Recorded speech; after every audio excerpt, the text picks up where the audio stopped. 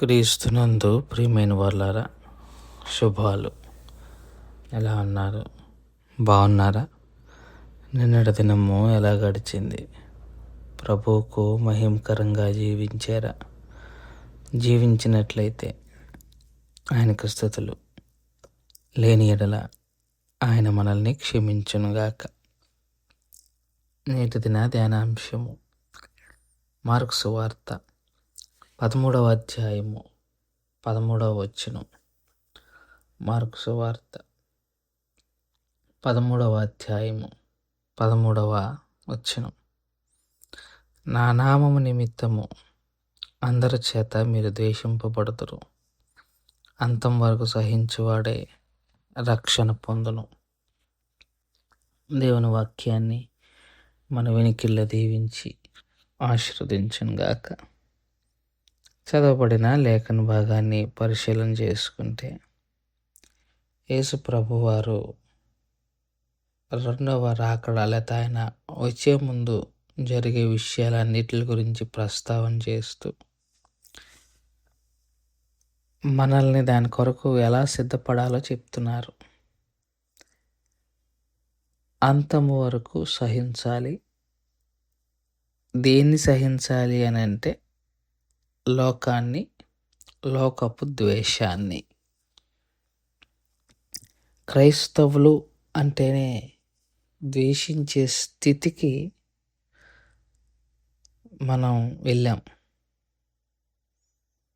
అది మన తప్ప లేకపోతే వాళ్ళ తప్ప కాదు. యేసయ్య చెప్పిన మాట. ఏమిటా మాట అంటే, లోకము ద్వేషిస్తుంది.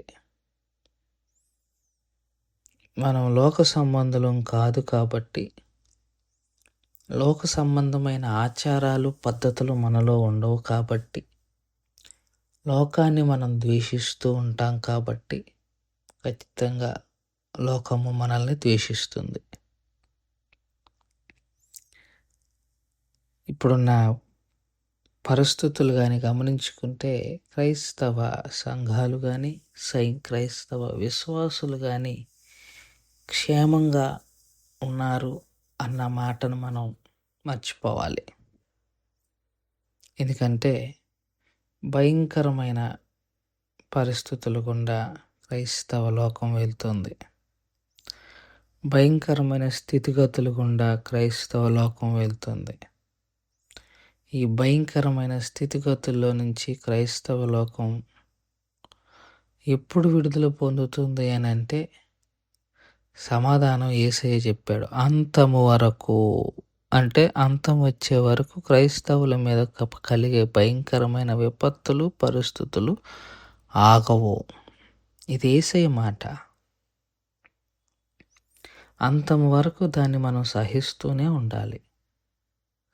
సహించినప్పుడే మనము ఆయన రాజ్యంలోనికి ప్రవేశించగలుగుతాం. ఎందుకంటే ఈ లోకంలో క్రైస్తవుల్ని హింసించడం అన్నది మానకుండా ఉండదు, మానతానే జరుగుతూనే ఉంటుంది. ప్రతి క్రైస్తవుడు దానికి సిద్ధపడాలి. మనకు వచ్చే విపత్తులన్నిటి మీద మనము సహించటమే తప్ప ఎదురు తిరగటం,